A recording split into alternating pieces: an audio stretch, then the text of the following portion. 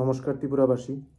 আপনারা আজকাল খবরের কাগজে নিশ্চয়ই দেখতে পাচ্ছেন যে আরজিকর মেডিকেল কলেজের পড়ুয়া একজন ডাক্তার ছাত্রী তার নাইট ডিউটি চলাকালীন ধর্ষিতা এবং নিহত হয়েছেন। এই ঘটনাটাকে প্রথমে সুইসাইড বলে ধামাচাপা করার চেষ্টা করা হয়েছিল। সেই কলেজেরই প্রিন্সিপাল সন্দীপ ঘোষ এই ঘটনাটাকে সুইসাইড বলেছে এবং ওই মেয়েটাকেই দোষারোপ করেছে।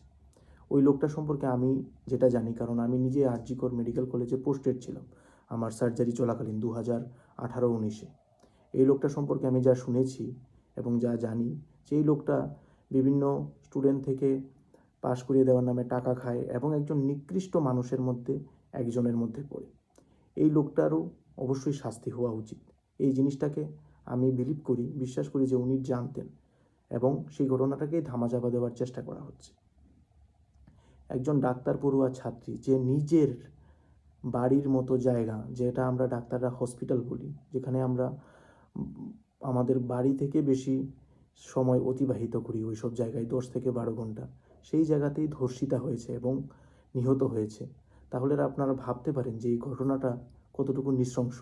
এই ঘটনাটা আজকে একটা ডাক্তার পড়ুয়া ছাত্রী নয়, একটা ইঞ্জিনিয়ার পড়ুয়া ছাত্র বা ছাত্রী, একটা আর্টস কমার্সের স্টুডেন্ট ছাত্র বা ছাত্রীর সাথেও হতে পারত।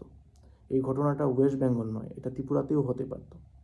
এটা আপনার একটা মেয়ে, বোন, মা, দিদি হতে পারত, বা ভাই, বোন, ছেলে হতে পারত। তাই এই ঘটনাটার বিরুদ্ধে সোচ্চার হন, আওয়াজ তুলুন, বিভিন্ন সোশ্যাল মিডিয়াতে এই ঘটনাটাকে নিয়ে নিন্দা করুন। এটাই আমাদের আপনাদের কাছে আবেদন। এই ঘটনাটা যখন ঘটলো তার কিছুদিন পর যখন এই কেসটাকে সিবিআইয়ের হাতে হস্তান্তরিত করার জন্য বলা হলো, এর 1-2 দিন আগেই একটা গুন্ডা বাহিনী এসে সেই আরজিকরের যেই জায়গাতে ঘটনাটা হয়েছে সেই ডিপার্টমেন্টে ভাঙচুর চালালো যাতে প্রমাণ লোপাট করা যায়, এবং রিনোভেশনের নামে ওই চেস্ট মেডিসিন যেই জায়গাটাতে হয়েছে এবং সেমিনার হল, ওই জায়গাটাতে রিনোভেশনের কাজ শুরু করলো যাতে প্রমাণ লোপাট করা যায়। বিভিন্ন জিনিসই খুব সন্দেহের উদ্বেগ করছে যে এই ঘটনাটার পিছনে কে আছেন। একজন অবশ্যই পাওয়ারফুল লোক আছেন। তাছাড়াও আমি যেটা শুনেছি এই ঘটনাটাতে সেই মেয়েটারই কলিগ জড়িত আছে এবং কতিপয় জুনিয়র ইন্টার্নও জড়িত আছে, এবং সেই ইন্টার্নদের মধ্যে একটা মেয়েও আছে, যেটা খুবই সারপ্রাইজিং এবং আশ্চর্যজনক। আমি কি বলবো সেটাকে ব্যাখ্যা করতে পারছি না, যেগুলো আমি শুনেছি আমাদের বন্ধুরা যারা আছে আরজিকরে।